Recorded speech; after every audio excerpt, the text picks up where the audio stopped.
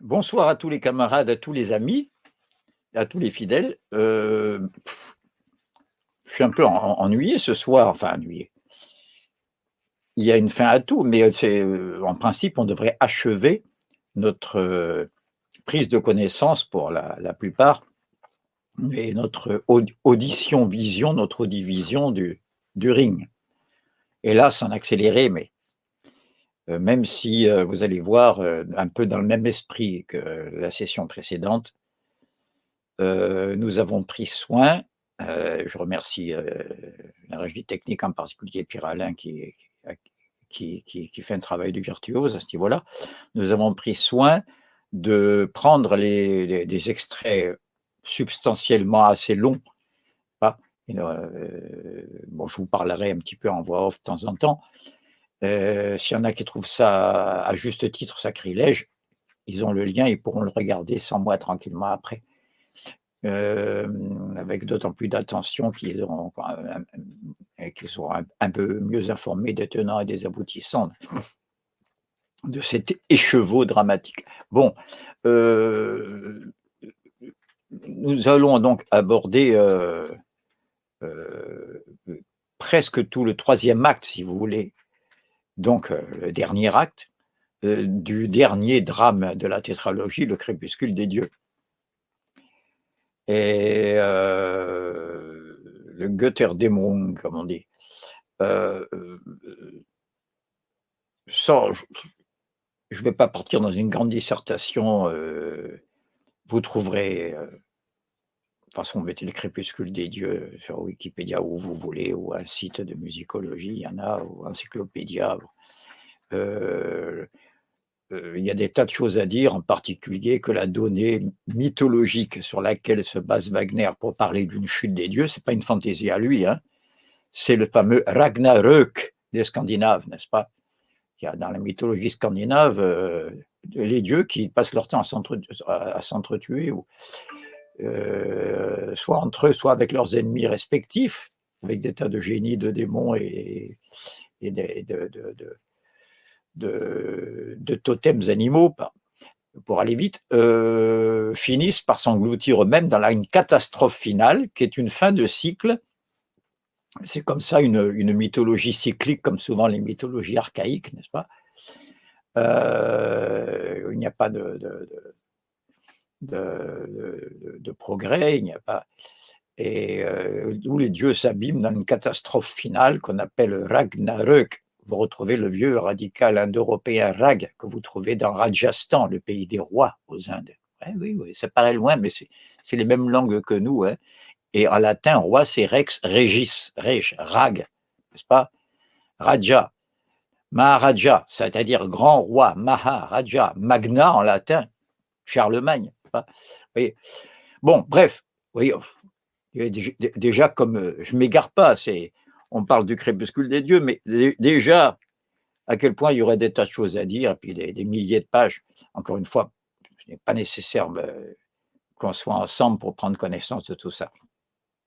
À l'époque où vous avez des banques de données qui auraient fait rêver, n'est-ce pas, les travailleurs de l'intellect des temps passés, si je puis dire, et bien sûr tous les autres. Donc, nous allons, comme on vous a donné un plan, je suis bien content qu'il apparaisse, qu'il ait été publié, parce que je commence par dire dans le plan qu'on revient au début, le côté cyclique, n'est-ce pas? On a commencé, tout le ring a commencé dès le lever de rideau après le formidable prélude, n'est-ce pas, du devenir universel, là, avec près de plus de 100 mesures, 124 mesures sur un seul accord pratiquement. Ça a commencé par les trois filles du Rhin, en train de s'ébattre dans l'eau. Eh ben, on va les retrouver là, mais dans une tonalité différente. Donc, c'est pas un retour à la case départ, vous voyez. On sent déjà plutôt notre spirale que le cercle de l'éternel recommencement à zéro. Comme les abeilles qui font les mêmes cellules pentagonales ou sexagonales, peu importe, je veux dire, depuis des millions d'années, et voilà. Il n'y a pas de progrès à ce niveau-là. Ce n'est pas un jugement de valeur, hein, on n'a pas besoin du progrès. Et le tonalité n'est pas la même. Quelle est la différence? Elle est un peu plus mélancolique et pour cause, vous devinez, l'or n'a toujours pas été rendu au Rhin et on arrive à la fin. Elles étaient joyeuses quand elles s'ébattaient autour de l'or qu'elles gardaient d'une manière un peu contingente, n'est-ce pas? Sauf l'aîné des trois qui leur dit: «Faites attention, vous bavardez là», alors qu'on nous a dit de garder l'or. Bon. Et voilà, je le rappelle pour ceux qui prendraient le train en marche, n'est-ce pas? Au début de l'Or du Rhin, je suis en train de parler de la première scène, au moment de parler des dernières. Dans la première scène, elle révèle en bavardant le secret de l'or, c'est que celui qui peut, avec cet or, forger un anneau, qui connaîtrait la magie qui permet de forger l'anneau avec cet or du Rhin, cet anneau lui donnera la puissance sur le monde. Voilà, le reste, vous connaissez, le Seigneur des Anneaux, n'est-ce pas? Ça a été assez popularisé. Et là, on les retrouve, mais sans l'or. Donc, ça a un côté mélancolique. Il y a une nostalgie. Elle n'arrête pas de pleurer l'or perdu, quelque part. Je vous résume un petit peu avant, uniquement factuellement. Je ne fais pas d'interprétation ou de dire, voilà, ça veut dire que. Non, je vous dis le déroulement des faits. Et elle pleure l'or perdu. Et je vous dis l'ordre des faits pour ce qui est de l'histoire et en même temps la musique, des généralités sur la musique qu'on entend, mais sans l'interpréter.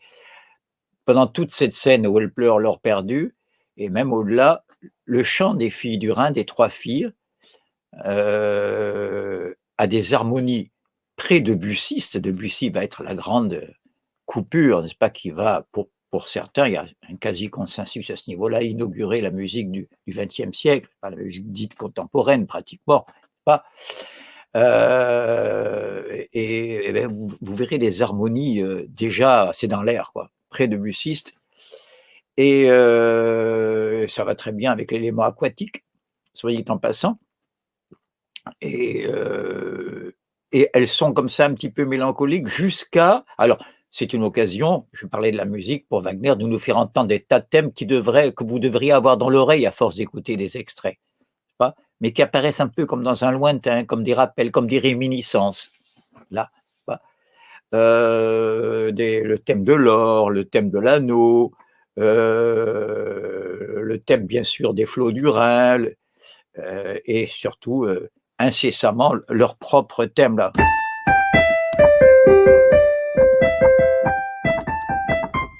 Oui. Je fais remarquer, je l'ai déjà fait une fois, mais tellement rapidement que j'ai peur que ça passe inaperçu. Je rappelle que la référence à Wagner et au Ring est ici présente pour essayer de caler sur un exemple précis dans l'ici et le maintenant notre grande thématique générale, alors cette fois sur comment faire des sciences dites sciences humaines, des sciences de l'histoire, aussi rigoureuses, n'est-ce pas, que les sciences dures, même si ce n'est pas la même rigueur, bien sûr. On a vu à quel point ça ne pouvait et ça ne devait pas être la même. Ce n'est pas les mêmes finalités. Mais enfin, prendre exemple sur le fait qu'ils sont parvenus à une rigueur. Je vous donne un exemple ici. Je faisais le thème des filles du Rhin.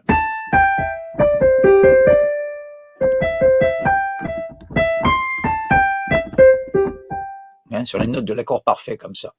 Comme souvent les thèmes fondamentaux des êtres tout simples, comme ça. Hein. Ce n'est pas un thème très compliqué, contrairement à d'autres.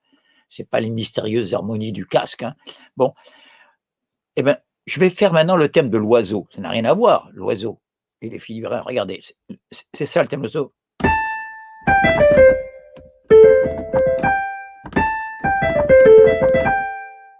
C'est le même thème. Il y a une différence rythmique, c'est tout.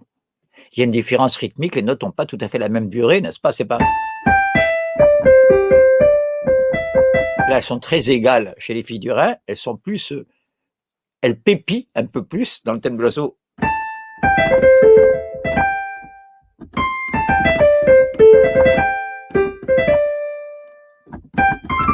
Voilà. Bref, je suis en train de montrer quoi? que l'un est ce qu'on appelle en mathématiques le transformé de l'autre, la transformation de l'autre. Il a suffi d'une modification rythmique et on obtient l'autre, n'est-ce pas? D'un paramètre. Je dis ça pour un rappel qu'on n'est pas ici seulement pour être au concert, moi, même si je suis ravi qu'on soit à l'écoute de, de cette œuvre immense. Donc, comme je crois que c'est le jugement le plus équitable qu'on peut émettre dessus. Hein, cette tétralogie, elle comporte des longueurs. Une œuvre de 4 jours, elle comporte des longueurs. Mais elle comporte aussi des sommets, et ces sommets sont ceux de la musique occidentale. Voilà, c'est un jugement qu'on rencontre assez souvent et qui est assez équitable. De la musique avant qu'elle évolue au XXe, XXIe siècle, pour le meilleur ou pour le pire, mais pour le meilleur souvent aussi. Moi, je ne suis pas de ceux qui arrêtent la consommation de la musique classique à la fin du XIXe siècle. Loin, loin de là. Mais enfin, on n'est pas là pour parler de mes goûts.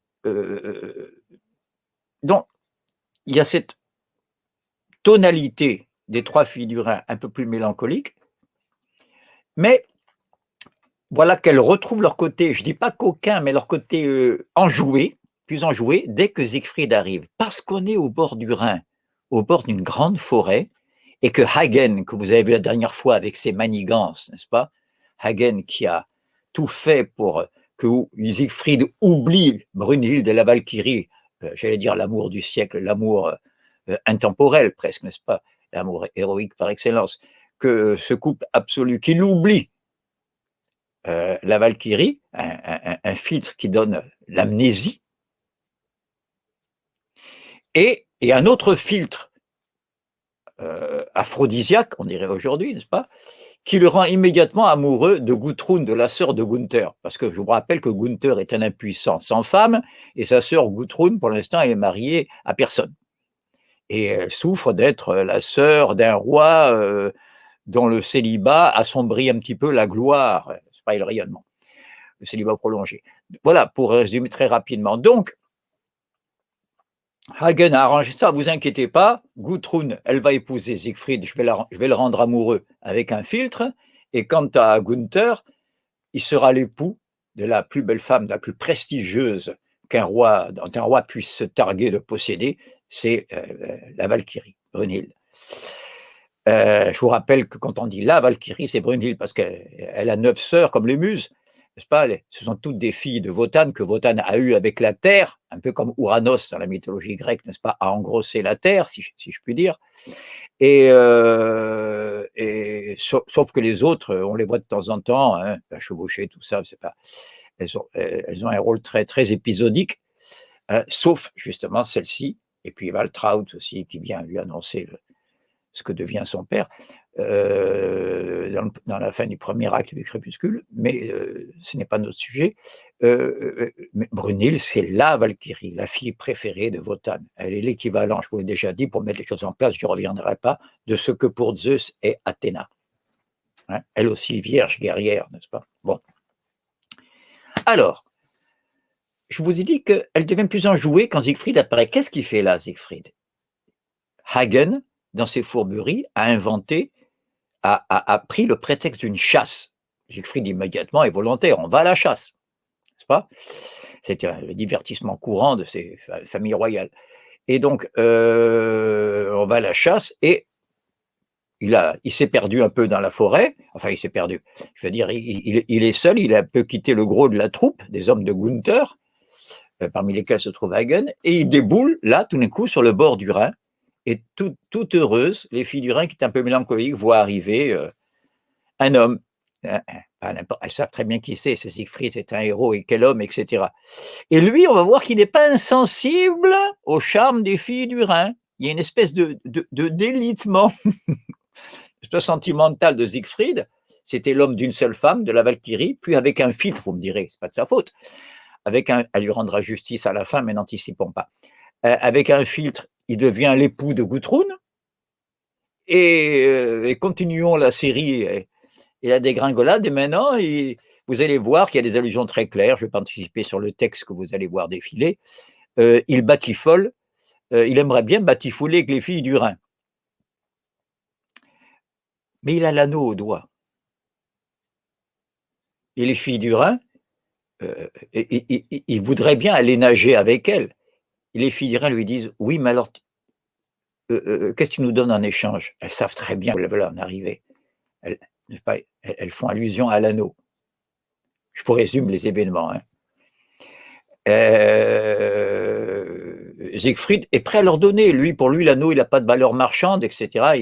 Vous retrouvez l'algèbre qui gouverne tout le ring, ou l'or ou l'amour, n'est-ce pas? Même quand c'est un amour comme ça, un petit éros passager, hein, comme cette attirance libidinale que Siegfried a pour les naïades, qui ne l'auraient pas, euh, ces filles qui, comme a dit Nerval quand il est dans la baie de Marseille, à l'époque où les bains de mer n'étaient pas fréquents, tous les matins, je me rencontrais dans la baie, devant les îles riantes du Golfe, l'île du Château d'If, tout ça, avec une jeune Anglaise dont, je cite, dont le corps délié fendait l'eau verte autour de moi.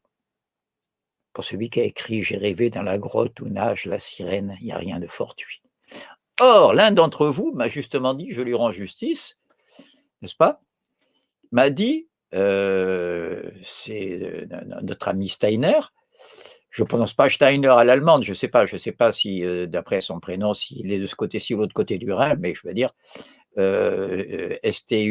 Steiner, qui fait des remarques très pertinentes sur le champ musical et qui voit un rapport avec les ondines dans mon histoire de Mignon, pour ceux qui ont suivi. Et je sais que vous êtes nombreux, j'en profite pour vous remercier parce qu'on n'a jamais eu autant d'audience que notre format, je ne dis pas court parce que je peux encore faire des progrès vers le court, ça dure quand même 1 heure, mais enfin, vers le format raccourci que nous avons développé dans nos rêveries analytiques, en particulier dans Mignon. Et quand Mignon chante, et elle est même un chant, la fameuse ballade qu'elle chante sur le texte de Goethe, et que tant de musiciens se sont escrimés à mettre en musique avec plus ou moins de bonheur. Et là, pour une fois, c'est même pas Schubert, qui pourtant n'a pas d'équivalent dans le genre du lied, mais c'est Hugo Wolf, un peu plus tardif, fin 19e siècle, qui a fait sans doute la meilleure réalisation musicale du poème de Mignon. Donc, on n'est pas très loin. Et il y a donc ce curieux échange, vous voyez, il se taquine un peu, ça marivaude, on dirait en français, ça marivaude, vous voyez, c'est ni hard, ni en parole, tout ça est très, très, très jeune. Siegfried est un jeune innocent, en gros, quoi, innocent au sens psychologique, hein. Les 3 filles du Rhin, on l'a vu, sont un peu comme Mignon, elles sont entre l'enfance et la maturité, entre l'animalité, hein, les ondines, les sirènes, c'est une queue de poisson après tout, hein. Elles sont à mi-chemin entre l'animalité et l'humanité, elles babillent plus qu'elles ne parlent. On a vu tout ça, c'est pour ça que je ne m'attarde pas, mais il faut le rappeler maintenant. Et donc, on se taquine sur ce ton-là, et au moment où Siegfried leur dit: «Allez, vous le voulez, l'anneau, je vais vous le donner», et à ce moment-là, elle tombe le masque. Elles lui ont fait croire, comme ça, pour jouer le jeu du marivaudage, qu'elle voulait l'or. Mais non, elle dit: «C'est pas à nous qu'il faut le donner, il faut rendre l'or aux Rhin». Alors Siegfried, il comprend pas. Lui, ça l'aurait intéressé de le donner en échange d'une jolie baignade avec les naïades. Non, avec les nix, comme on dit, n'est-ce pas, au-delà du Rhin. Elles disent: «Non, c'est pas à nous qu'il faut le donner, c'est aux Rhin», et comme ça change la donne, elles ont le malheur d'ajouter: si tu le rends pas, il porte malheur, cet anneau, Siegfried. Elles lui disent: «Si tu le rends pas, tu vas mourir dans la journée». Et c'est ça ce qu'il fallait pas dire, parce que lui qui ne connaît pas la peur, je fais un petit retour en arrière. Wotan avait prédit que seul celui qui n'a jamais connu la peur pourra franchir le cercle de flammes qui protège le sommeil de la Valkyrie, donc, et qui pourra réveiller et posséder sa fille préférée. Même s'il s'y oppose au dernier moment, mais ça, c'est une autre histoire, bien courante. Et seul celui qui n'a jamais connu la peur. Et Siegfried, quand l'oiseau lui dit Seul celui qui n'a jamais connu la peur pourra franchir les flammes et le guide vers le rocher de Brunhild. Siegfried dit, mais l'idiot qui n'a jamais connu la peur, mais c'est moi, je cite mot pour mot. Hein. Mais quand il arrive, quand il a franchi les flammes ne lui font pas peur, le dragon ne lui a pas fait peur, rien ne lui fait peur. Mais quand il arrive et qu'il voit ce personnage endormi, j'ai dit ce personnage parce qu'au début, il croit que c'est un homme. Il voit un guerrier en armure, protégé par son bouclier. Et c'est extraordinaire. On n'a pas vu tout ça, on ne peut pas tout voir. Mais avec son épée, pour soulager sa respiration, il a l'air un peu engoncé. Il casse le lien qui retenait la poitrine et il voit pour la première fois une femme. N'est-ce pas? Et là, il bondit de terreur. Pour la première fois, il connaît la peur en criant « Es ist kein Mann !» Ce n'est pas un homme. Je vous le dis parce que c'est quand même intéressant, ce jeu des genres et des sexes qu'on a déjà vu dans Mignon la dernière fois.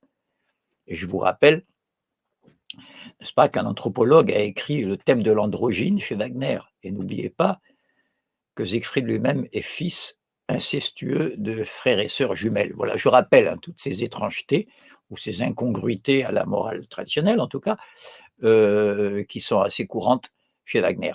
Donc, pourquoi je résume tout ça? Pour en arriver au fait que, comme elles essaient de lui faire peur et lui, il n'aime pas qu'on lui fasse peur, il dit, puisque c'est comme ça, je le garde. Et si vous croyez avec la peur, ça va m'intimider, il garde l'anneau. Et là, ça termine la scène avec les filles du Rhin. Donc, je continue ma progression maintenant. Elles s'en vont un peu effrayées en disant, mais le pauvre, il ne comprend pas, laissons-le à sa folie, il n'a pas compris, pourtant on l'a averti, etc., etc.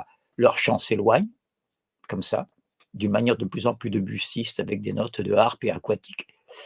Et quand tout d'un coup on entend des sonneries de trompe, les hommes le cherchent. Et on voit arriver tout d'un coup toute la compagnie de Hagen sur ce bord du Rhin.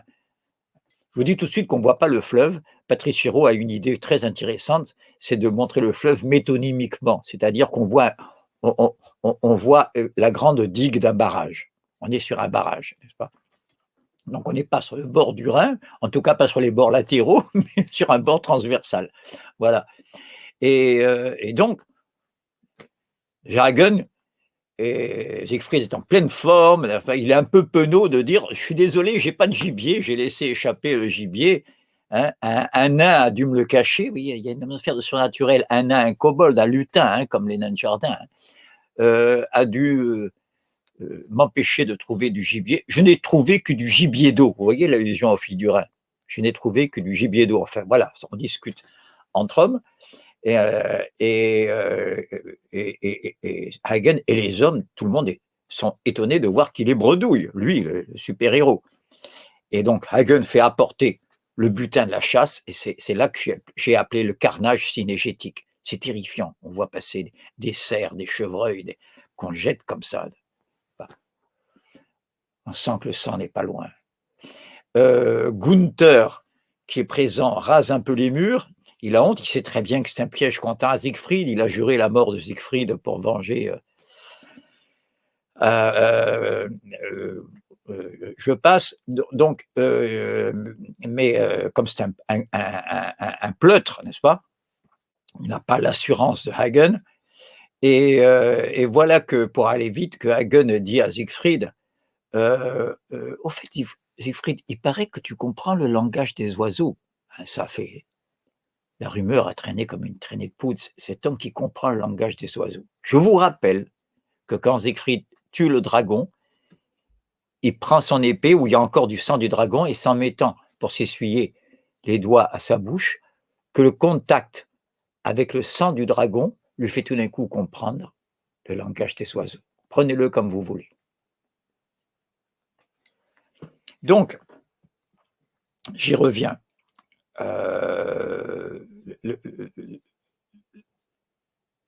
Il paraît que tu comprends le langage des oiseaux. Du coup, tout le monde se met en ordonnance.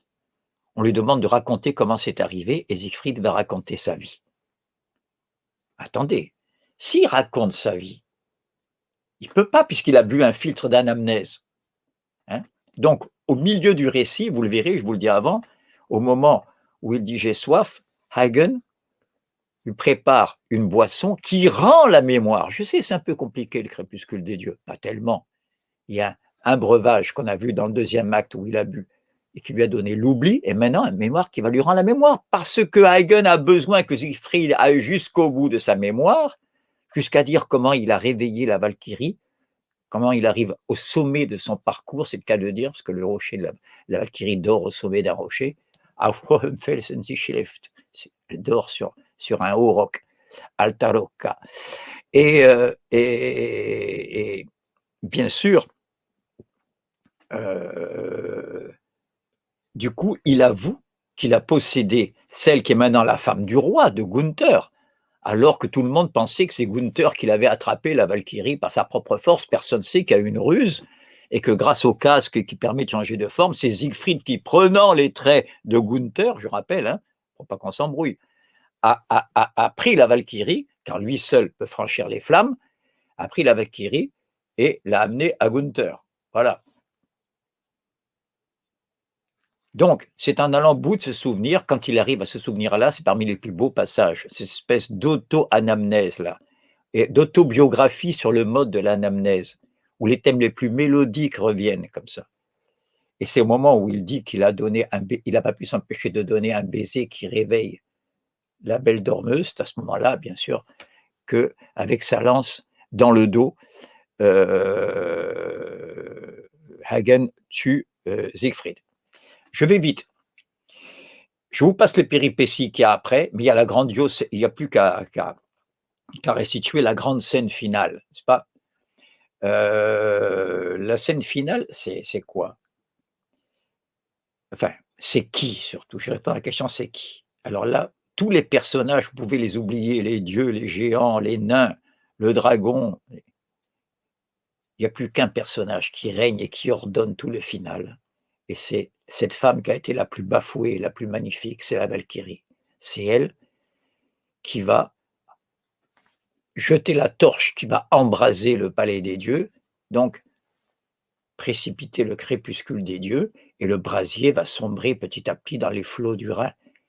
Mais avant qu'elle jette la torche, avant qu'elle joue le feu, elle prend l'anneau de Siegfried qu'elle a au doigt et elle le jette, elle le rend aux filles du Rhin, elle le jette dans les flots du Rhin. Voilà. Et donc, le palais des dieux sombre petit à petit, mais je vous en dirai plus quand on y sera sur les thèmes musicaux qu'on entend, parce qu'il y a une combinaison assez ahurissante de thèmes. Et la dernière image qu'on voit, c'est une idée, à mon avis, quasi géniale de Patrice Chéreau, c'est de montrer l'humanité, vous et moi, ni des nains, ni des géants, des gens de tous les jours, en foule, une foule qui envahit la scène. Les dieux ont disparu, le règne de l'homme commence. Pour le meilleur ou pour le pire, mais enfin, c'est l'homme maintenant. Voilà. Je crois qu'on peut... Non, j'ai oublié l'essentiel. Le fait que Wagner décide de clore tout ça par le récit d'une femme qui dit « maintenant je comprends tout hein, », maintenant je comprends tout dans le deuil où je suis la femme qui a la révélation de tout, que même les hommes ne savent pas. Alles weiß ich, je sais tout. Elle arrive au savoir absolu, c'est pour ça que je l'ai mis dans le plan, si vous voulez. Comment ça se fait qu'il a pu confier ce rôle de liquidation finale de l'action des personnages, du palais des dieux, de tout ce que vous voulez, à une femme? Eh bien, la réponse, je vais vous la donner à travers un texte. Je ne veux pas abuser des épithètes et des hyperboles, mais quand même. Écoutez, je ne vous dis pas de qui c'est.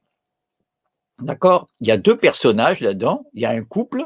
Si vous connaissez l'histoire d'Eros et Psyché, j'ai remplacé les noms des personnages par Eros et Psyché parce que c'est les mêmes rôles. Je vous rappelle que dans la mythologie grecque, Eros, comme tous les dieux, il s'ennuie un peu dans l'Olympe et préfère les femmes des hommes, nos femmes, nos sœurs, nos mères, nos amantes, les dieux préfèrent. Les bergères, vous savez, ils sont à l'Olympe, là-haut, ils voient une bergère. Plein d'histoires comme ça, n'est-ce pas? Ou les nymphes, n'est-ce pas? Vous savez, Apollon a poursuivi la nymphe Daphné, qui au dernier moment, pour ne pas être saisie par Apollon, s'est transformée en laurier, et qui depuis ne cesse de nous embaumer. Et là, c'est le mythe d'Eros et Psyché. Vous vous rappelez le pitch, c'est simple. Eros, ravi au sens propre, enlève vers le haut, n'est-ce pas, cette bergère qui jusque-là était avec ses sœurs, ses cousines, à garder les moutons, comme dans toute la Méditerranée, et elle arrive dans une espèce de paradis matériel, où elle obtient tout ce qu'on veut, tous ses vœux sont satisfaits, et lui, il vient la visiter chaque nuit, il vient l'aimer chaque nuit, il pose une seule condition, c'est qu'elle ne doit jamais chercher à le voir. Elle ne doit jamais chercher à le voir, à l'identifier, à savoir qu'elle a pour amant le Dieu de l'amour lui-même. C'est pas mal. Mais enfin, nous le savons, elle ne doit pas le savoir. Alors bien sûr, vieille astuce mythologique, comme elle s'ennuie un peu, le Dieu l'autorise à retourner périodiquement chez ses proches, n'est-ce pas? Et puis après, il les récupère, et donc elle bavarde. Et elle dit à ses proches, vous ne pouvez pas savoir ce que je vis, c'est un amant extraordinaire, je suis dans un palais, je veux dire, j'ai tout ce que je veux, tout comme bijoux, comme habits, bon, bref. Et ça rend les autres un peu jalouses, et elles finissent par semer le doute. C'est exactement ce qui va se passer pour le couple dont il s'agit dans le texte que je vais lire. Le doute, en lui disant, attends, s'il ne veut pas que tu le vois, c'est que c'est pas clair. Ça veut dire quoi? Qu'il a peut-être un nez comme ça, ou qu'il est monstrueux? Finissent par semer le doute. Et le doute devient tellement insupportable qu'une nuit, après l'extase, elle prend, pendant que son âme dort, elle prend une lampe, elle ne le voit pas, elle est toujours dans l'obscurité, elle prend une lampe, mais une lampe de cette époque, c'est pas EDF, elle prend une lampe, ni une lampe torche, c'est une lampe à huile, pas? Et elle voit le plus beau, elle voit Eros, qu'est-ce que vous voulez, hein, le plus beau jeune homme qu'on puisse imaginer. Elle en tremble d'émotion, et en tremblant, elle fait tomber une goutte d'huile bouillante sur le corps du Dieu qui se réveille, et bien sûr, tout disparaît, et c'est l'échec de ce couple. C'est la même histoire ici. Mais alors, ce que l'auteur dit des raisons pour lesquelles la femme a cherché à savoir, parce que nous, on dit, cette petite idiote, elle aurait dû profiter au lieu d'écouter les calomnies de ses sœurs, c'est bien les femmes, vous voyez, bon, voilà, comme on pourrait faire une conclusion banale et calomnieuse à l'égard du beau sexe. Donc, je lis le texte, et je vous dirai après l'auteur. Cette femme qui, alors attention, hein, c'est une subordonnée qui n'en finit pas. Cette femme qui, il y a un suspense de la principale. Cette femme qui, avec un savoir clair de ce qu'elle fait, se jette à sa perte par la nécessité de l'amour, qui, subordonnée, alors même qu'elle est en proie à la volupté d'adorer, préfère s'anéantir si elle ne peut saisir entièrement celui qu'elle aime, alors qu'elle connaît rien de sa vie, rien du tout, elle ne sait même pas son nom. Celui qu'elle aime. Cette femme qui, du jour où elle rencontre Eros, s'est condamnée à périr elle-même en faisant périr l'autre. Cette femme, c'est Psyché, hein, dans le mythe. L'âme. Cette femme qui peut aimer seulement ainsi et non autrement. Qui, à travers l'explosion même de sa jalousie, parvient, et seulement ainsi, à passer du ravissement de l'adoration à la plénitude de l'amour, manifestant par sa propre déchéance cette plénitude à celui qui ne la comprend toujours pas. Cette femme magnifique devant laquelle Eros ne pouvait encore que se retirer, et je vous laisse imaginer les connotations qu'on voudra bien de ce verbe, sa nature particulière, sous-entendu de Dieu, hein, lui interdisant de la comprendre, cette femme, et voilà la principale, je l'avais maintenant découverte. L'auteur voulait faire une œuvre qui a pour héros Eros. Et donc, il est obligé de parler, entre autres, aventures d'Eros, de sa relation à Psyché. Et c'est en regardant le caractère de cette Psyché qu'il a vu que c'était peut-être plus important que son héros lui-même. Voilà. C'est en creusant son personnage, n'est-ce pas, que le dramaturge a découvert. Ben, j'enchaîne avec le texte. Cette femme merveilleuse, je l'avais maintenant découverte. Et Eros, donc mon premier but, hein, le premier centre qui devait être le centre de mon ouvrage, Eros, c'était, regardez comme l'image est belle, la flèche perdue, tirée dans la direction de ce trésor que j'avais seulement pressenti. Donc, adieu Eros. Mais j'échangeais sa perte contre la certitude d'avoir découvert à présent le véritable féminin. Je vous lis un texte incroyable.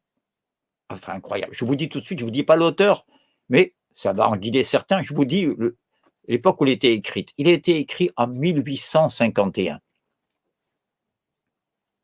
Écoutez bien. Mais j'échangeais sa perte, Eros, contre la certitude d'avoir découvert à présent le véritable féminin, celui qui doit m'apporter ainsi qu'au monde entier, donc là on quitte l'anecdote personnelle, la libération, une fois que l'égoïsme masculin, on dirait aujourd'hui la domination masculine, le patriarcat, que l'égoïsme masculin, fût-ce sous sa figure la plus noble, se sera brisé devant lui. Psyché, la femme que je n'avais pas comprise jusqu'alors, cette expression la plus nécessaire et la plus pure de l'involontaire, a fait de moi, en toutes lettres, un révolutionnaire achevé. On est passé, dites donc, du psychologique au politique. Elle était l'esprit du peuple dont j'attendais aussi, en tant qu'artiste, ma libération. Texte incroyable. Alors, qu'est-ce qu'il fait?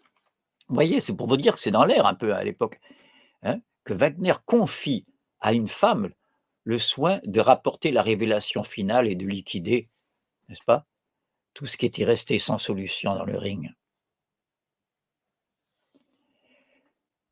Je peux vous le dire maintenant qui est l'auteur. Je ne voulais pas le dire avant, parce que quand on sait qui est l'auteur, on est influencé par les représentations. Même si on connaît mal cet auteur, il est associé à des images qui faussent l'attention qu'on doit donner aux détails du texte qu'on a devant soi. Pardon, mais si ici je m'adresse à mes collègues pédagogues, n'est-ce pas? J'ai souvent demandé, j'ai participé à des jurys de bac par exemple, j'ai demandé souvent que pour le commentaire de texte, on ne donne pas le nom de l'auteur. Mettons que ce soit un texte de Rousseau, je continue ma parenthèse pédagogique. Mettons que ce soit un texte de Rousseau. Même un élève relativement sérieux, mais qui ne connaît que sa question de cours, qu'après que Rousseau, il dit ça, voilà ses thèmes principaux. Il va essayer de recaser sa question de cours sur Rousseau, sans s'apercevoir que dans ce texte-là, peut-être Rousseau dit pour une fois quelque chose de très inhabituel par rapport à ce qu'il dit d'habitude, peut-être même qu'il contredit certaines de ses thèses. Donc rien ne vaut pas la docilité au signifiant, on dirait, dans un autre champ, n'est-ce pas, au texte. Alors je peux vous dire maintenant, c'est Wagner lui-même qui a écrit ça en 1851 dans un texte qui s'appelle « Une communication à mes amis ». J'en profite pour vous remontrer cet ouvrage. J'aime pas beaucoup la couverture, tant s'en faut, mais que l'illustrateur me pardonne. Qui a l'avantage, donc chez Fayard, hein, chez Gallimard, pardon, qui a l'avantage de contenir les principaux essais, pas tous, parce que c'est un garçon bavard, il a écrit beaucoup d'essais théoriques, surtout à l'époque où il était en exil, et qu'il ne pouvait pas encore composer, et qu'il avait pas mal de démêlés matériels. Il compensait en écrivant des écrits théoriques sur la musique et sur le théâtre musical. Donc, il contient très largement l'essentiel, en particulier opéra et drame, le fameux, et c'est extrait de ce texte-là, une communication à mes amis, écrit au moment où il a terminé ces 3 opéras de jeunesse, ça c'est encore des opéras, les opéras romantiques, Le vaisseau fantôme, Tannhäuser, Lohengrin, c'est des légendes si vous voulez, et il passe au mythe à partir du Ring et de l'Or du Rhin. Mais il n'a pas encore composé la tétralogie, il l'a en projet. Et la tétralogie devait s'appeler au départ La mort de Siegfried. C'est ce qu'on va voir ce soir. La mort de Siegfried.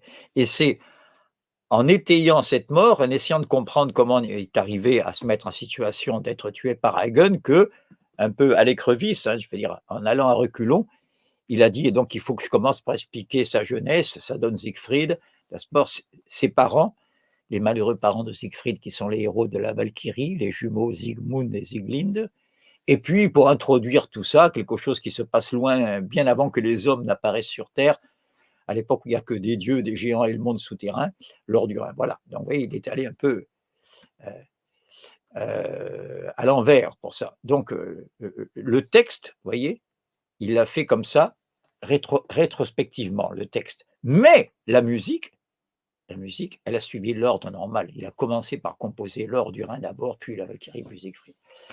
Et vous aurez encore une occasion de voir, on l'a vu largement la dernière fois, que ça, ayant interrompu, comme je vous l'ai signalé la dernière fois, pendant près de 12 ans, la composition du Ring, parce qu'il avait son feeling, comme on dit ailleurs, était orienté sur d'autres sujets. Il a écrit entre-temps ces 2 chefs-d'œuvre absolus, même pour ceux qui ne sont pas très wagnériens, disent qu'il n'y a rien de plus beau chez lui que Tristan et les maîtres chanteurs, les 2 œuvres les plus humaines de Wagner, si vous voulez.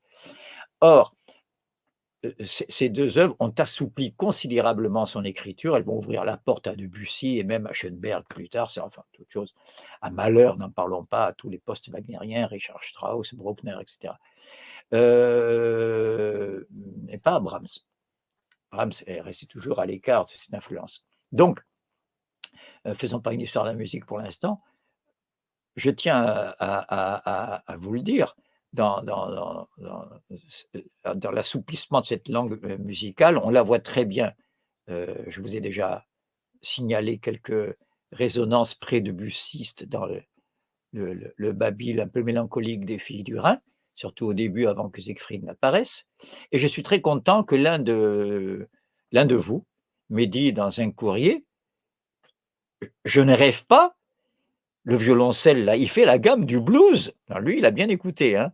Je vous avais signalé dans cette espèce d'énorme masse orchestrale, plus les voix et les chœurs, des fois, il y a quelquefois des passages de musique de chambre, de musique raréfiée avec une présence, une intensité de présence des instruments solistes.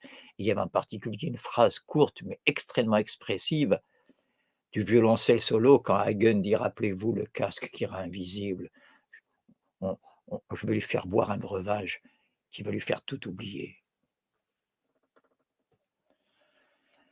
Voilà, donc à partir de là, je crois qu'on peut commencer maintenant, c'est plus intéressant que mon bavardage tout de même. Le rideau va se lever sur les bords du Rhin, on va revoir le barrage et les 3 filles pleurent l'or perdu. Elles ont le même habit un peu de filles de saloon comme dans l'or du Rhin, mais elles ne sont plus aussi enjouées, taquines et aguicheuses. Je vous en dis pas plus.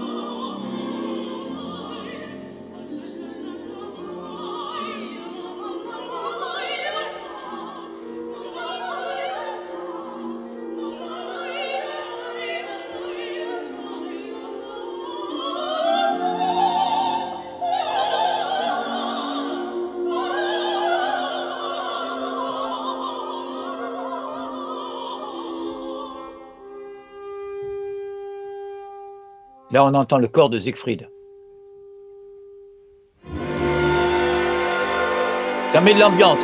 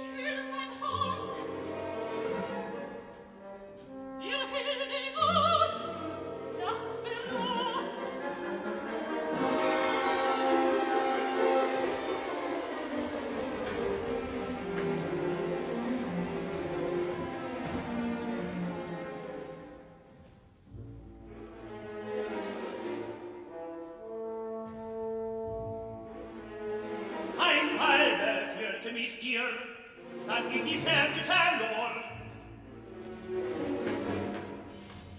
Ich, in welchem Erde warst du so schnell mir das Bild?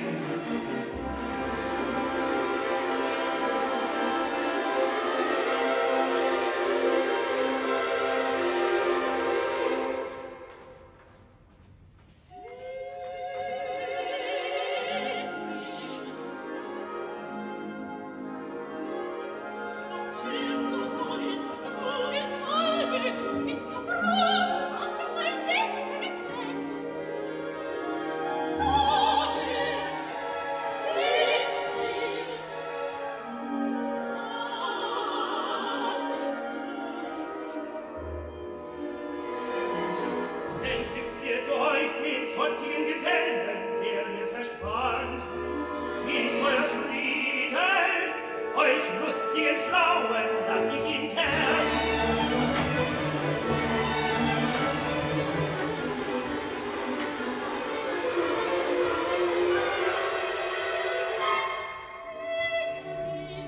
Was gibst du uns, wenn wir das Bild benennen?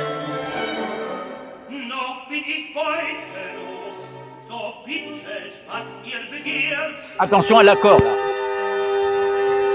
Un accord terrible. Le tragique revient. Jetzt die Empfänger, die uns Einen Riesenwurm erschlug ich den Reif. Für eine schlechten Bärenkatzen böt ich ihn nun zum Tausch. Ist es so karg, wo reizt sich dein Kauf? Freude, wie solltest Frauen sein? Verzehrt ich an euch mein Mut, es wird mir wohl mein Weib.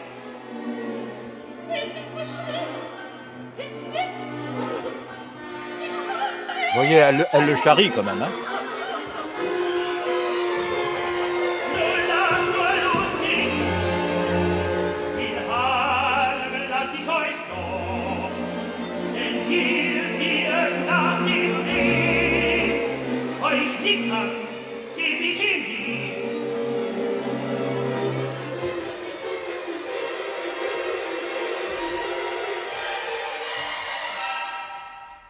So schön, so stark, so lebenswert.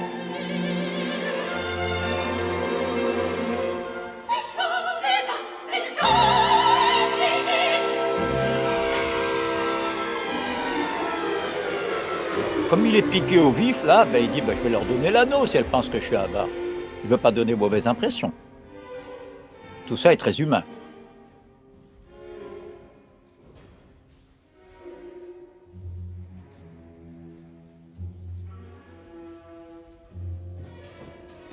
Was leid ich doch das arge Lob, dass ich so mich schmäh. Kämen Sie wieder zum Wasserland, den linken... Là, je veux demander à Pierre Alain de faire une petite pause. Oui. Pourquoi je fais une petite pause là? Parce que vous voyez, elles l'ont tellement taquiné, tu es avare, etc. Bon, il ne veut pas se donner le mauvais rôle, il est prêt à leur donner. Et c'est là, tout d'un coup, qu'elles vont, comme j'ai dit tout à l'heure, tomber le masque. Vous allez voir, comme le jeu de scène est complètement différent, elles vont aller jusqu'à ramper à ses pieds, comme si elles étaient prises d'une angoisse en même temps. C'est pas pour nous. Alors, c'est pas à nous qu'il faut le donner, il faut le rendre. Il faut le rendre. D'abord, ça sauvera le monde, mais ça commencera d'abord à te sauver toi, parce que tu risques de mourir dans la journée. Enfin, c'est pas tu risques, il est sûr que si tu le gardes, tu mourras avant la fin de la journée. Et vous allez voir comme tout change. Les thèmes de la malédiction de l'anneau. J'en profite pour vous dire, voyez, le thème des filles du Rhin, Rheingold de l'adoration de l'or, là. Excusez-moi. Gold, Rheingold.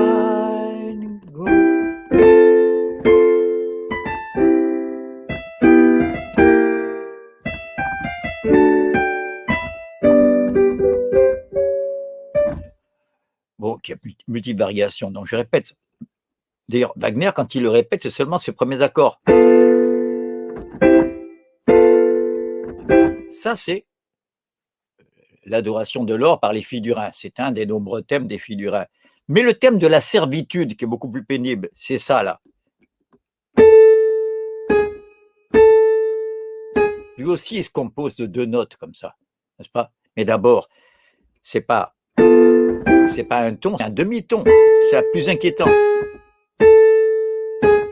Vous voyez, toutes les combinaisons qu'on peut faire avec chacun des leitmotifs est composé de telle manière qu'il puisse se combiner avec l'infini et se transformer en un autre. Hein, j'ai parlé de transformation tout à l'heure au sens le plus rigoureux. Allons-y.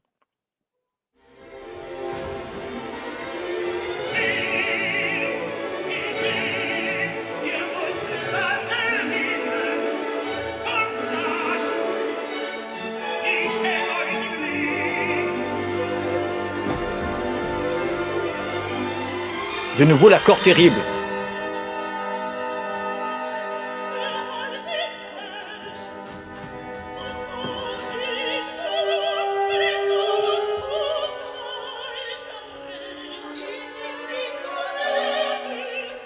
Il ne comprend pas pourquoi elle refuse tout d'un coup.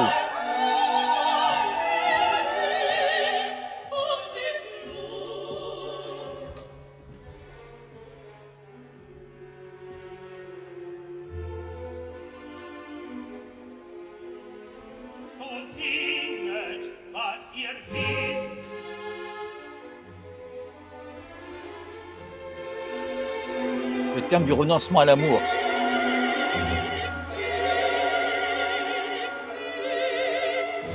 Vous voyez, le même thème mélangé.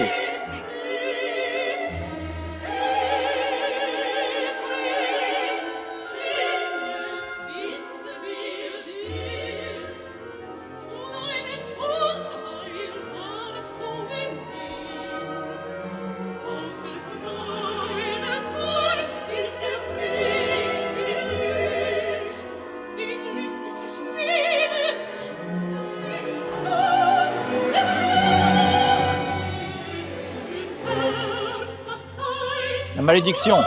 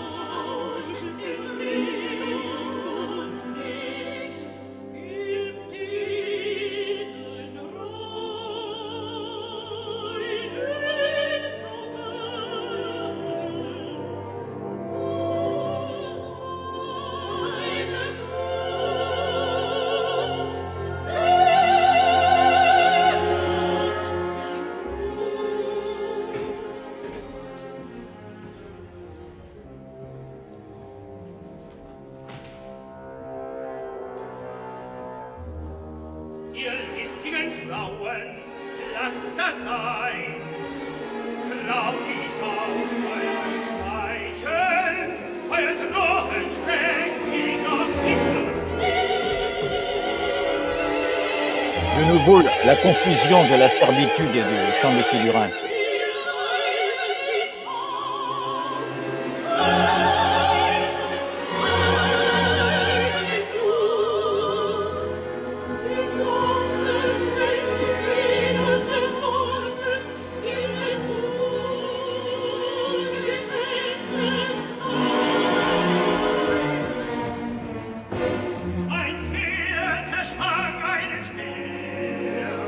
Là, on va faire une interruption. Ici, une interruption s'oppose. Il fait une allusion à une scène qu'on n'a pas vue, donc je vous la résume quand même, parce que ça vaut aussi son pesant d'or.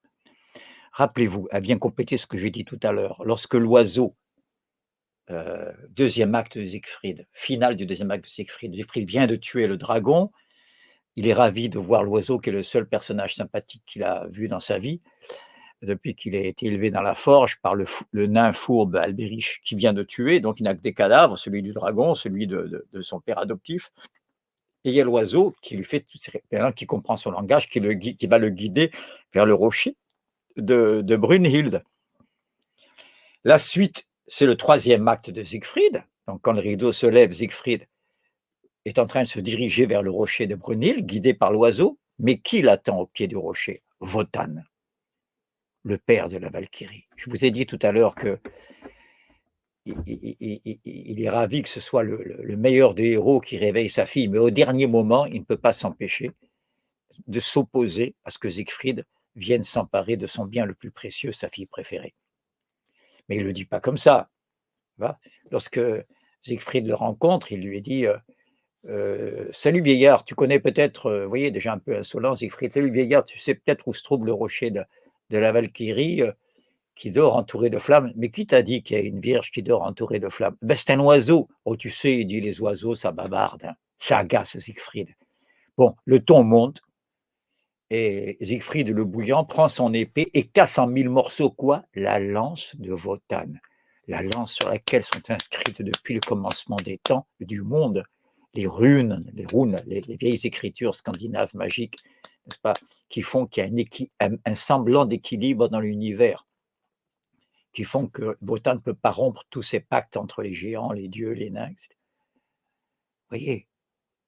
Donc l'épée de Siegfried, qu'il a forgée lui-même, à partir des morceaux de l'épée de son père brisée par la lance de Wotan dans la Valkyrie, vous voyez quelle revanche. L'épée de Siegfried a cassé en 1000 morceaux la lance du roi des dieux. Donc on revient 3 secondes en arrière pour reprendre cette phrase. Merci Pierre-Alain.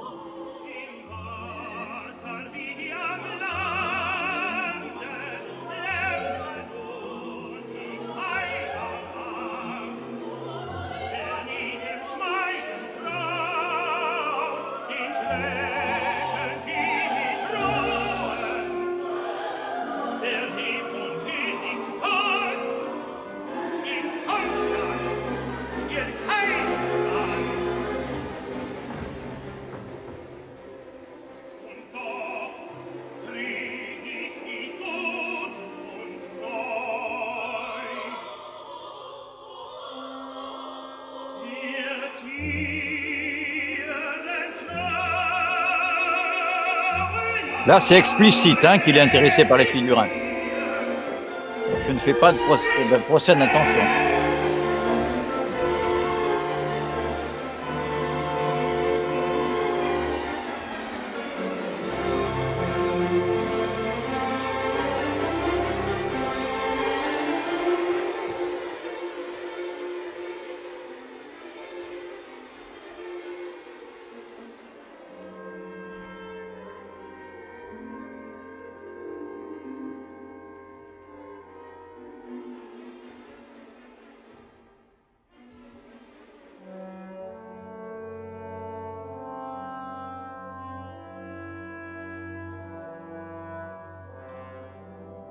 C'est malédiction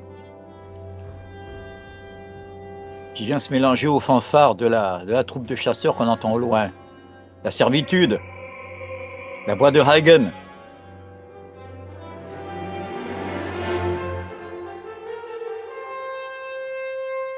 Le thème volontairement ridicule, un peu niais et naïf de Siegfried, au corps.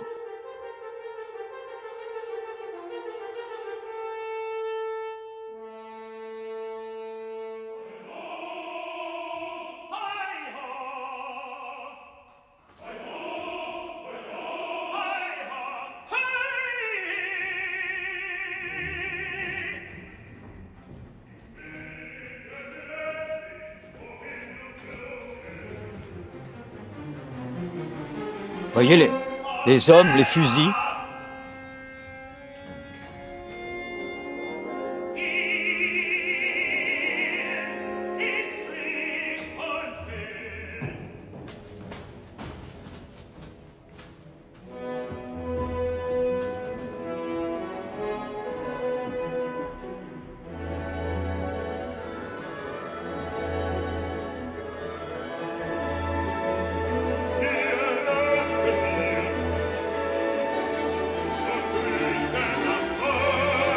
On prépare le pique-nique.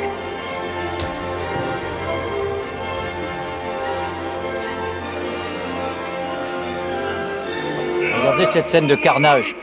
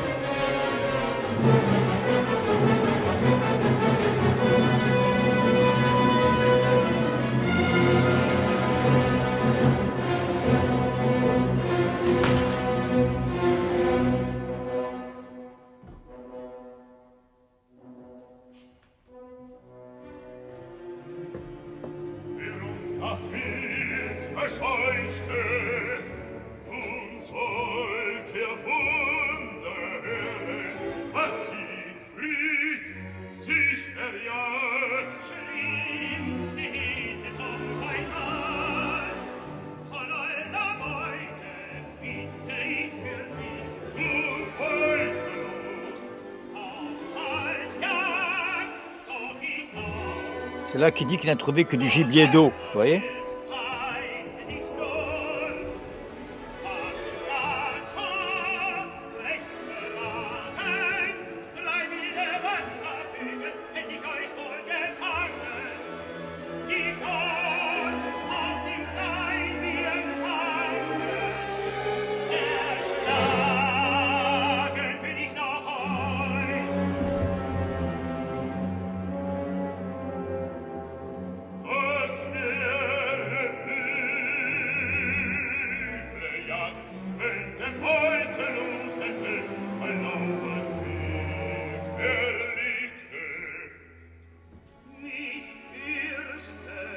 La soif entraîne les breuvages. Les violons sont de plus en plus mélodiques.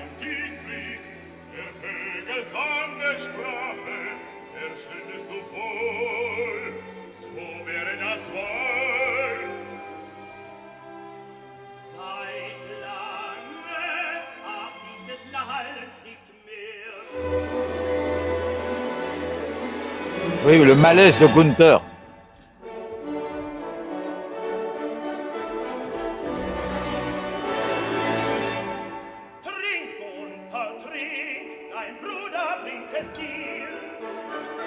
Il voudrait que son beau-frère fasse la fête.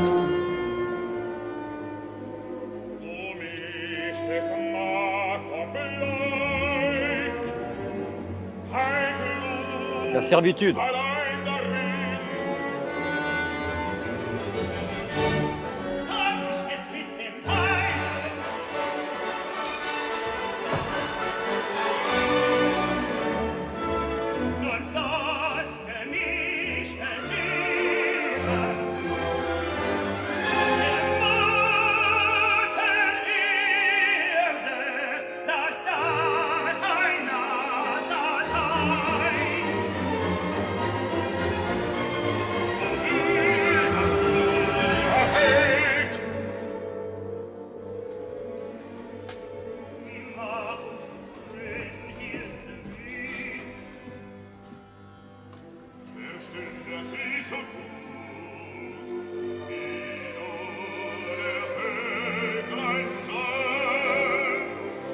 Écoutez cette phrase capitale pour l'équivalence femme-oiseau.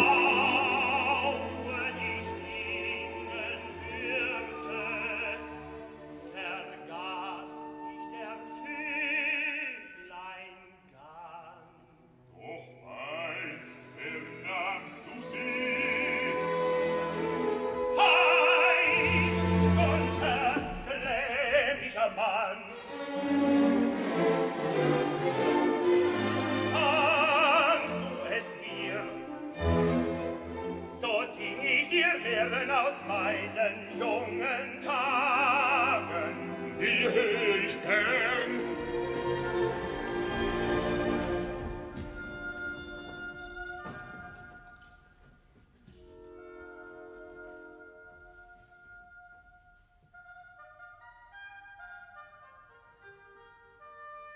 So singe.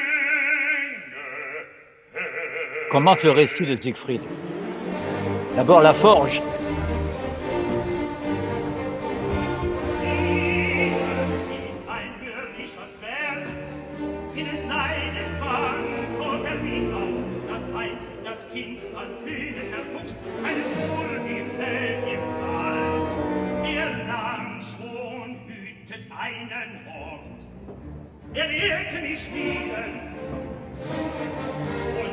Toujours le thème de la forge. Pam pam pam pam.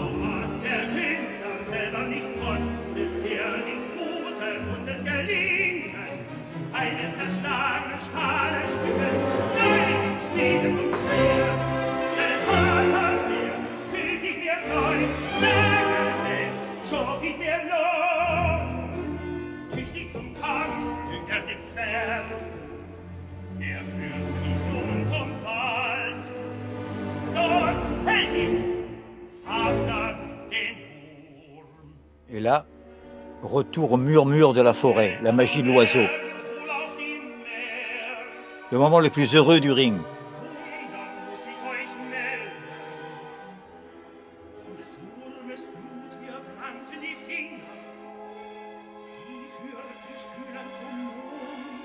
Les instruments montent vers l'aigu.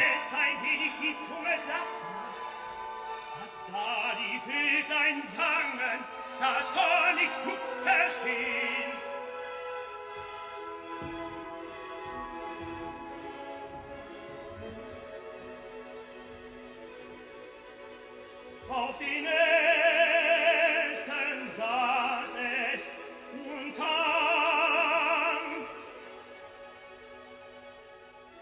Hei, Siegfried gehörten der Liebjungen Le thème de l'oiseau, il chante sur le thème de l'oiseau là.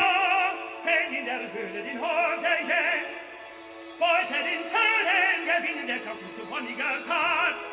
Doch wollte den Ring sich erreichen, der macht ihn zum Alter der Welt. Und fort. Das Vöglein hört es von dir. Ring und Mantel hat dich gerafft. Da lauscht ich wieder dem vorigen Leider. Saß im Gipfel und sang. Deuxième couplet.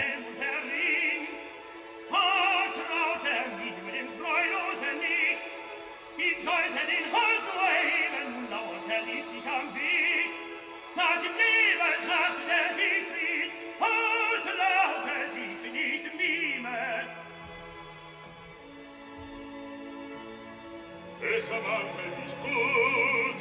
Regaltest du mir? Mit tödlichem Tranke trat zu mir, bang und stottert, gestand mir Böses. Nur tut's vielleicht nicht wohl, was nicht der Gestühne schmeckte doch übel. Les hommes veulent la suite. Et voilà le breuvage qui va rendre la mémoire. Attention, le breuvage d'anamnèse.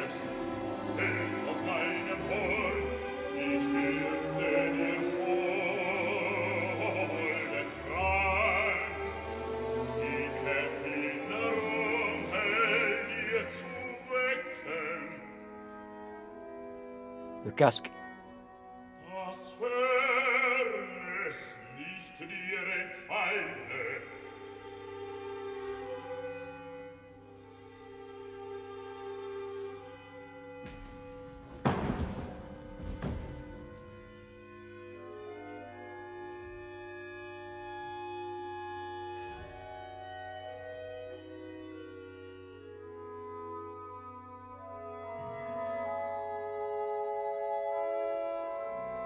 Je ne commande pas cette idée scénique de Chéreau, elle se passe de commentaires, elle est superbe.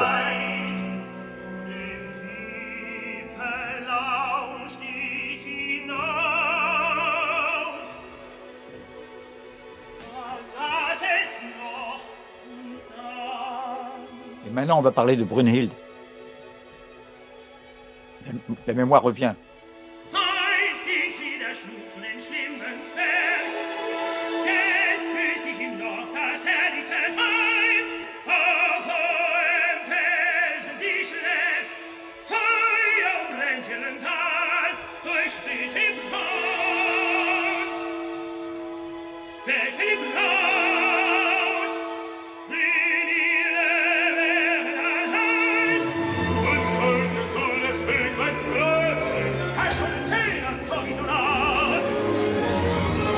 La traversée des flammes.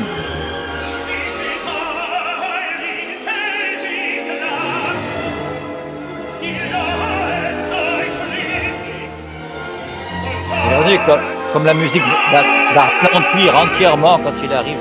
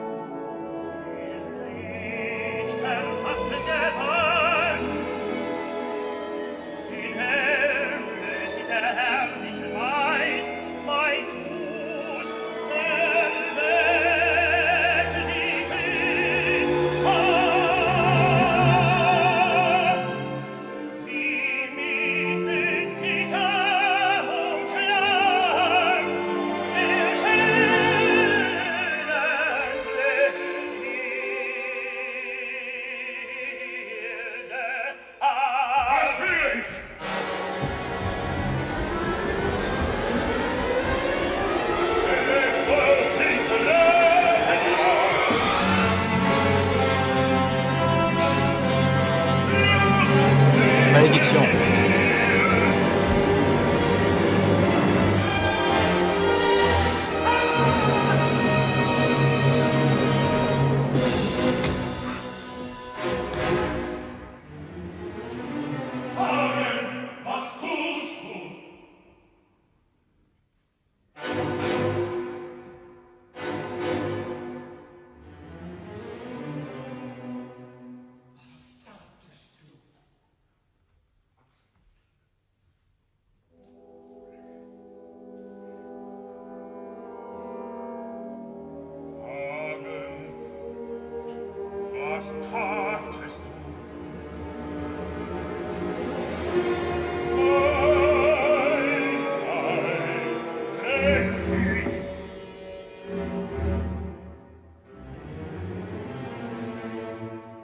Là, je vais demander une pause maintenant.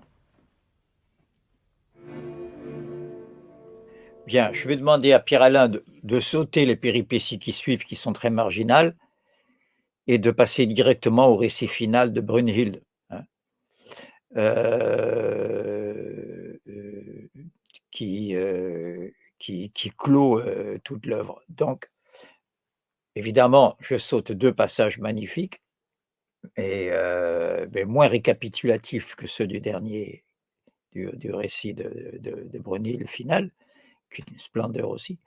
Heu, la fameuse marche funèbre s'enchaîne immédiatement après ce qu'on vient de voir, sans une voix, uniquement les instruments, mais enfin elle existe partout sur tous les extraits, vous mettez en streaming, marche funèbre de Siegfried, marche funèbre du crépuscule des dieux, vous avez toutes les versions dans toutes les meilleures interprétations, c'est pas compliqué. Et puis, la mort de Siegfried elle-même, j'aurais bien aimé, mais on manque de temps, vous passer, un échantillon. Je reviens ici un petit peu aux réponses dans les réponses aux questions que nous avons faites la dernière fois. Je réponds à notre interlocuteur qui m'avait demandé quelles sont les meilleures versions audio du Ring. Je lui avais répondu qu'on ne peut pas comparer. Il faudrait faire presque deux classements, un classement des enregistrements corrects du point de vue technique, ce qui n'existe que vraiment depuis la fin des années 50, ce qu'on appelle la haute fidélité pratiquement, même un peu avant le début de la stéréo. Il vaut mieux une bonne mono en haute fidélité qu'une stéréo qui réverbe, mais enfin passons. Et puis il y a des enregistrements d'avant-guerre, enfin des années 50, des années de guerre, des années d'avant-guerre. Plus on remonte, plus la technique du son est tellement récente que les prises de son sont très mauvaises. C'est un son héroïque pour connaisseurs, si vous voulez. Mais quelquefois, mais par contre, au niveau des interprètes, il y a des versions qui sont restées inégalées à ce jour. Je dis pas ça par nostalgie des vieilles cires, hein. Il y a d'excellentes versions. Je les ai signalées la dernière fois, j'y reviens pas, avec tout ce que vous voulez comme splendeur sonore, hein, par Georg Solti, par Karajan, par, Karl Böhm, avec des voix, bon, qui arrivent peut-être pas à la hauteur des mais alors, pour ce qui est du moment de la mort de Siegfried, c'est pas long, hein, ça dure même pas 10 minutes, avec sa dernière chevauchée là, parce qu'il revit au moment où il agonise, il revit le moment où il a traversé les flammes et où il a découvert la Valkyrie. Tout lui revient en mémoire, n'est-ce pas? Oubliez les Gudrun et les faux semblants et il meurt, donc en simulant sa dernière chevauchée pour aller réveiller la Valkyrie, chevauchée virtuelle donc cette fois. Il faut l'écouter dans la version de Lauritz Melchior. Comme le prénom, retenez Lauritz Melchior, Siegfried's Death, je vous le dis ça, c'est souvent en anglais. Écoutez ça, voilà. Et vous verrez que des voix comme ça, qui en même temps une puissance phénoménale et une douceur qui vient tout droit des écoles de chant italiennes, est resté jusqu'à ce jour inégalé. J'en parle avec un peu d'émotion parce que c'est dans ce morceau-là, dans cet extrait de tout ce qu'il a enregistré, que l'immense Melchior, le plus grand ténor wagnérien de tous les temps, hein, il n'y a pas que moi qui le dis, un Danois, a, je l'ai découvert justement dans ce morceau, dans la mort de Siegfried, dans une magnifique émission de France Musique dans les années 60, qui continue d'ailleurs, mais c'était ces époques héroïques qui s'appelait la Tribune des critiques de disques, excellente pour la formation de l'oreille, où on compare plusieurs versions d'une œuvre donnée. Et arrivé justement au Ring, l'animateur de l'émission, Armand Panigel, avait dit bon, on va écouter hors concours, parce que la prise de son est très précaire, hors concours, la manière dont Lauritz Melchior chantait la mort de Siegfried, mais complètement hors concours, parce que ce serait presque injuste pour les autres de les lui comparer. Voilà. Donc retenez ça, Lauritz, Lauritz Melchior, la mort de Siegfried en extrait sur YouTube. On peut continuer. Alors maintenant, on enchaîne directement sur la scène finale. Entre-temps, je vous le dis, Hagen a tué Gunther, n'est-ce pas, qui voudrait avoir sa part du trésor maintenant, parce que l'anneau a été pris à Siegfried, n'est-ce pas, et au doigt de Siegfried. Et comme toujours, hein, le bon, la brute et le truand, comme toujours, quand il y a trésor, il y a dispute comme on avait vu lors du Rhin, les deux frères, l'un avait tué l'autre dès l'instant qu'il s'agissait du partage du trésor. Donc Gunther a été tué, Hagen est là. Je vous dis tout de suite qu'il dira pas, il dira pas 3 mots. Juste quand, à la fin, dans les dernières secondes, quand Brunhild jette l'anneau, il se précipite en disant: «L'anneau, l'anneau», et les filles du Rhin l'entraînent par le fond et l'or retrouve son élément liquide et tout redevient comme avant que l'or disparaisse du Rhin. Voilà. Donc j'enchaîne au moment où la Valkyrie prend toute sa dimension et ordonne tout ce qui va suivre, n'est-ce pas? Là, regardez les paroles, tout est bien dit.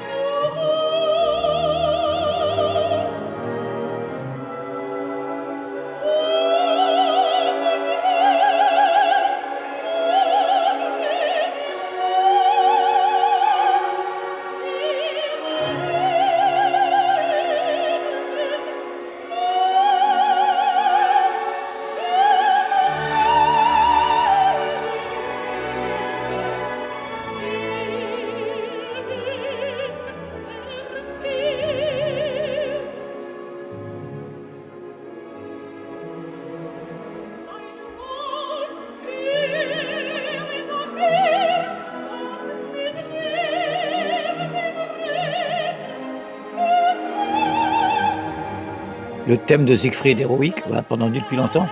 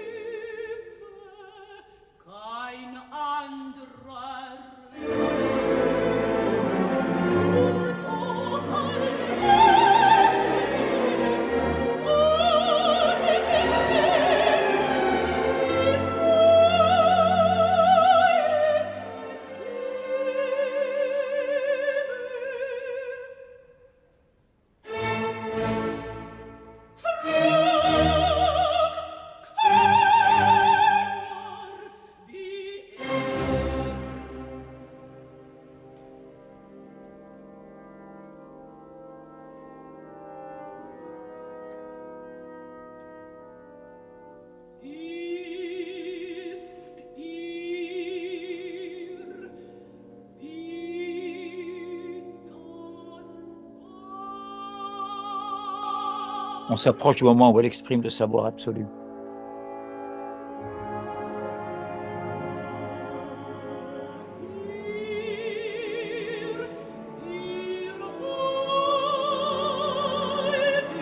Là, elle s'adresse aux dieux.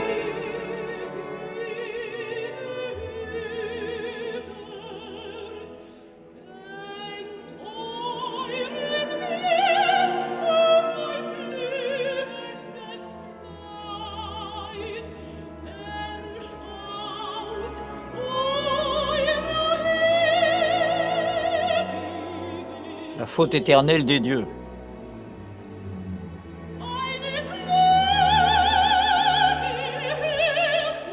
Elle parle à son père.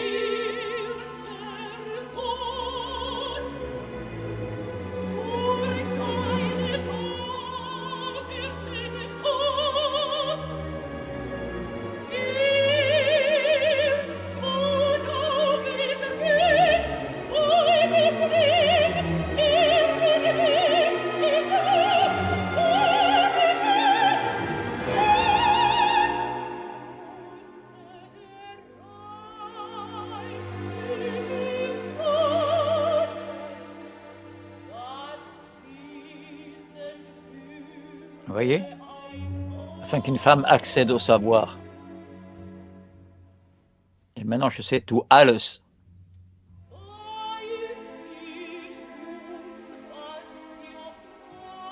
Sur les harmonies du destin.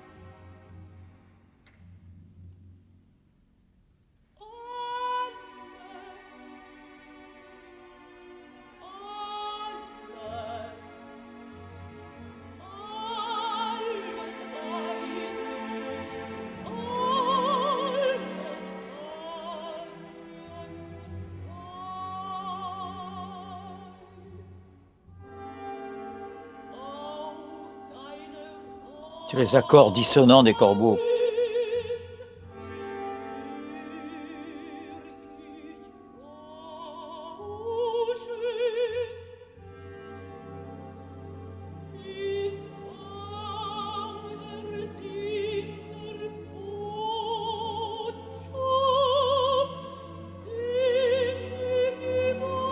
Il faut arrêter un instant.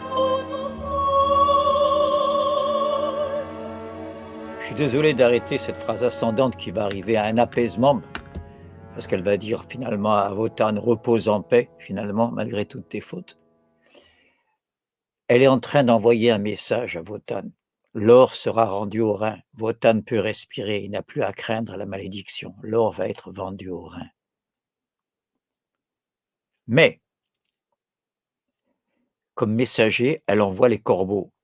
Dans la tradition totémique archéo-germanique, et nos Gaulois en font partie, les ailes sur le casque des Gaulois, c'était les ailes de corbeau, hein, pour les historiens qui connaissent, n'est-ce pas?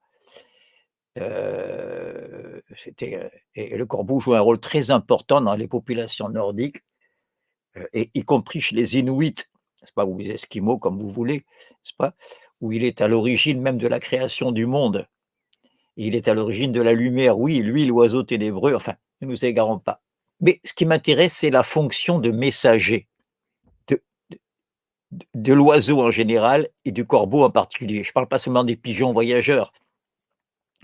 Je constate que, par exemple, dans l'ethnie Sénoufo, au nord de la Côte d'Ivoire, frontière avec le Burkina, les frontières coloniales ont divisé des ethnies, donc on retrouve dans les deux pays des peuples. Les Sénoufo placent toujours un oiseau, qui est en général le calao, hein, sur la tête des personnages humains. Comme chez nous, les ailes sur le casque, dans notre lointain Moyen-Âge et bien au-delà, même dans la période barbare, et dans les temps obscurs, et mérovingiens, où je veux en arriver. J'ai demandé une fois à un Africain, pourquoi vous mettez toujours l'oiseau sur la tête? Et ils me disent tous la même réponse, avec des formulations différentes, mais la fonction est toujours la même.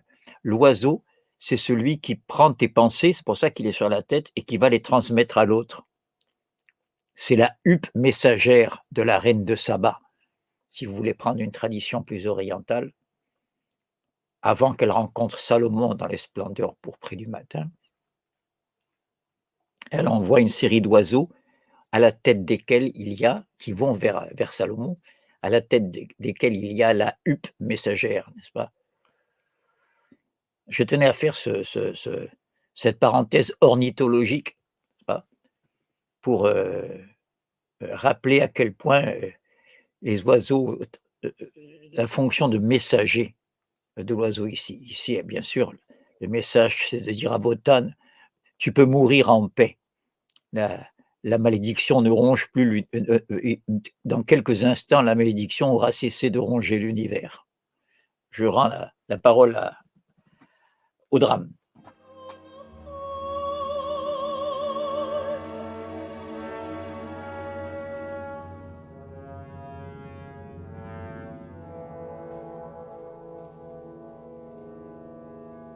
Repose en paix.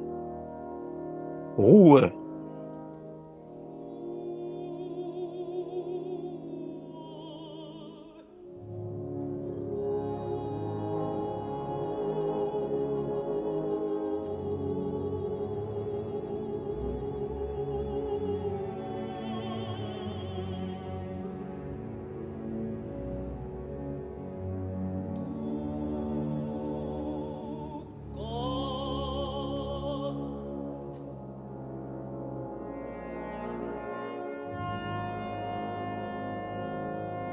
Maintenant, les événements vont se précipiter. Après ce dernier adieu à Wotan.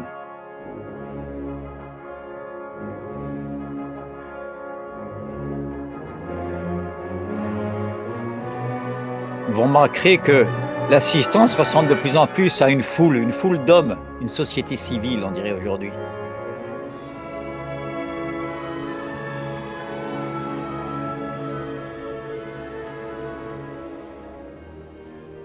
Les flots du Rhin.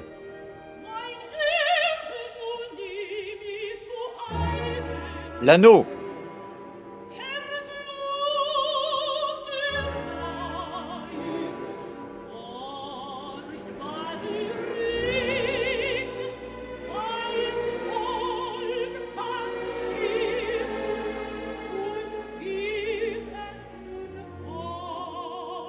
Le chant des filles du Rhin.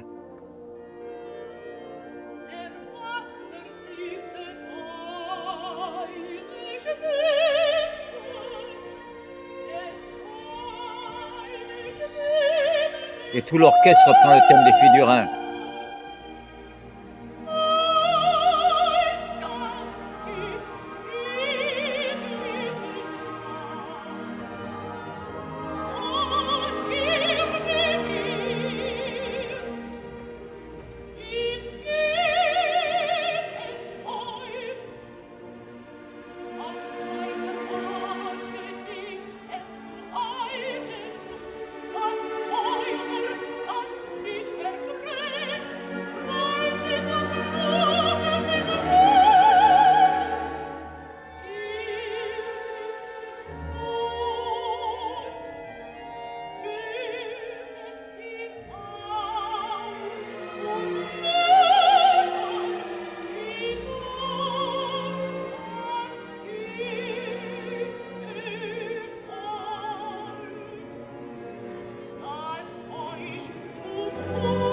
La malédiction.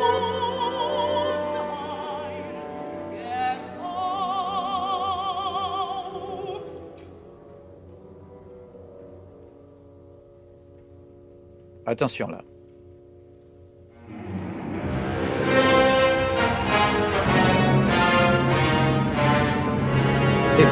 Les flammes commencent.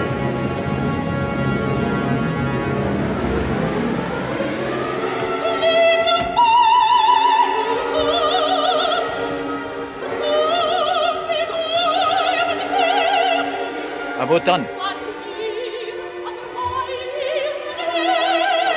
Les flammes.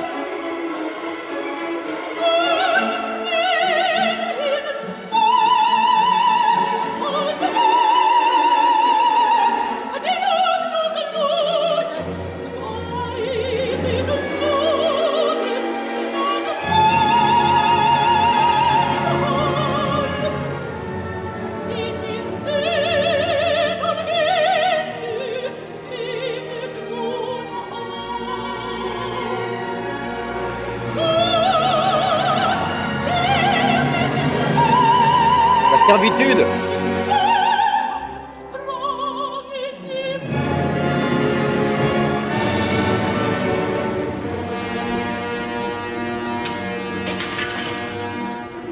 Les flammes s'accélèrent. Le feu ronge.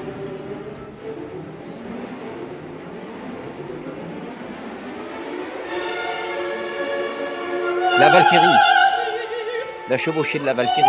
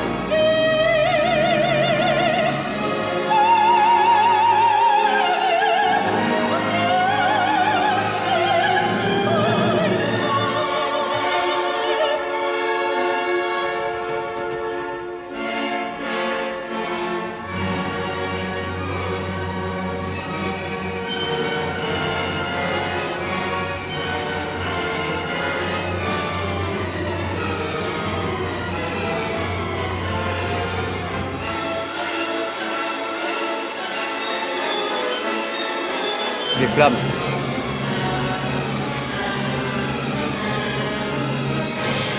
Le sommeil éternel.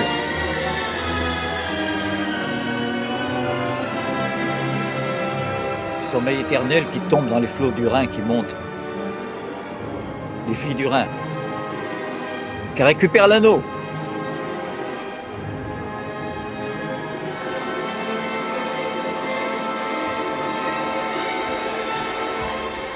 Hagen, dernière tentative de Hagen pour récupérer l'anneau, qui va lui être fatal.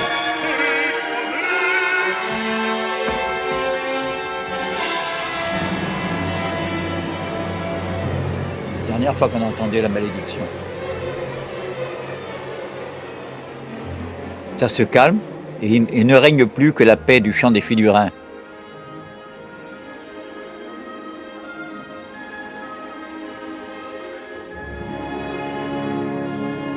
Le Valhall qui tombe dans les flammes, majestueux mais glorieux mais en descente.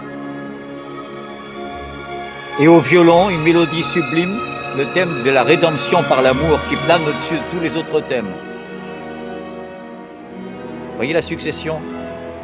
Le Valhall, chant des filles du Rhin,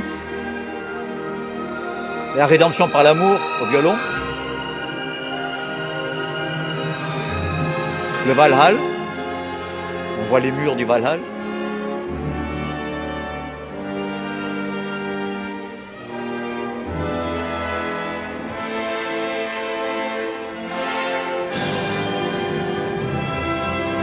L'orgueilleux palais des dieux qui menace de s'écrouler.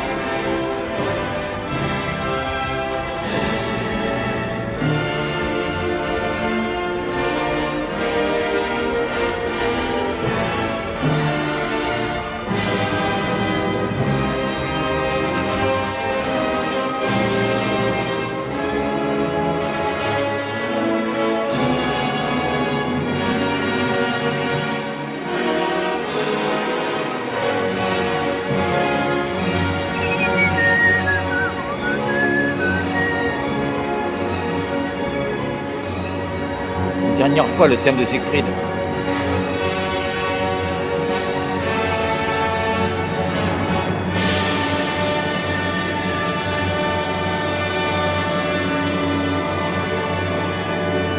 Et on n'entend plus que la rédemption par l'amour qui conclut l'œuvre.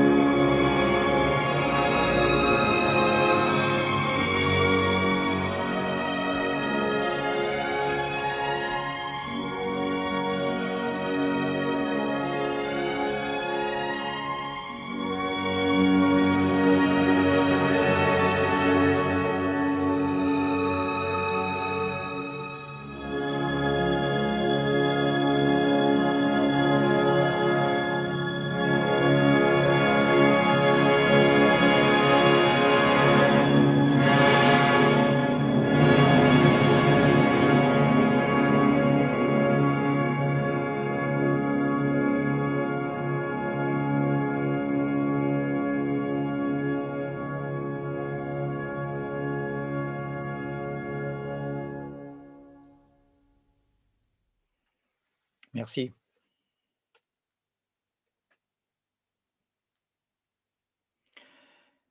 Merci, merci Pierre-Alain, c'est un exploit. Alors, on dirait que je pense à vos questions. On dirait que la mise en scène de Chéreau a été inspirée par notre camarade Daniel Arias, que je suis très heureux de retrouver à chaque fois. Bonsoir Daniel. Et qui dit ceci, n'est-ce pas? Finalement, tous ces mythes n'invitent-ils pas les hommes à abandonner Dieu, l'idéalisme, pour devenir maîtres de notre avenir par la connaissance et le travail? C'est exactement la conclusion quand on voit cette foule d'hommes. Vous avez vu, on a commencé à avoir des enfants, des vieillards, c'est la foule, la société civile. C'est pas des guerriers, des dieux, des gens qui ne vivent que du travail des autres, n'est-ce pas? Et cette foule tourne le dos au Valhalla, c'est la dernière image, et nous regarde. Hein. Donc, oui, on passe de l'empire de la nécessité, le câble des Nornes, n'est-ce pas? Je paraphrase Engels, n'est-ce pas? Oui, où il dit que le but, quand même, c'est de passer de l'empire de la nécessité au royaume. Vous remarquerez la précision des termes, l'empire et le royaume, c'est différent. Il s'agit de passer de l'empire, impérialisme, de la nécessité au royaume de la liberté. Voilà. Et oui, je vois que Péricorès dit culte d'Odin. Alors oui, Odin, c'est le nom scandinave de Wotan, ou Wotan, c'est le nom allemand de Odin. Ça sonne à peu près la même chose. Hein. Ça vient d'un radical, je vous l'ai dit la dernière fois, Wut, la rage, la colère, qui rappelle que Zeus aussi est le maître de la foudre, n'est-ce pas? Voilà. Mais enfin, ici, les choses sont consommées.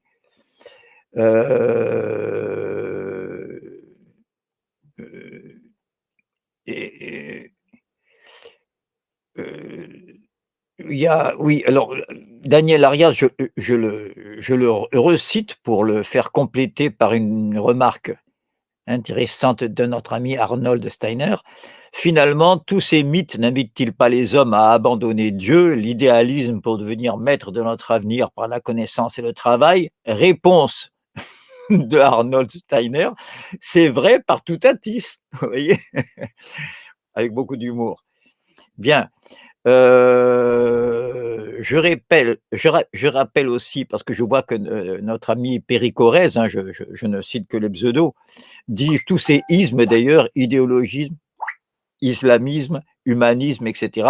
Je rappelle que je me suis engagé récemment à accéder à la requête de Daniel Arias de dire qu'il faudrait un jour renouer un peu avec le bon vieux carnet de vocabulaire. Donc, dans mes prochaines interventions, la très prochaine d'ailleurs, ces jours prochains, que ce soit des cours au plus long format ou le format du mercredi, je compte bien à chaque fois en dire un peu plus et d'une manière très brève sur chacun de ces termes qui sont les termes basiques, n'est-ce pas, des différents courants philosophiques depuis que la philosophie est apparue, pour que on soit à peu près sûr les uns et les autres de désigner la même chose avec les mêmes mots. Voilà.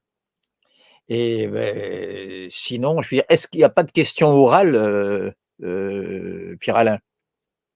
des questions en direct.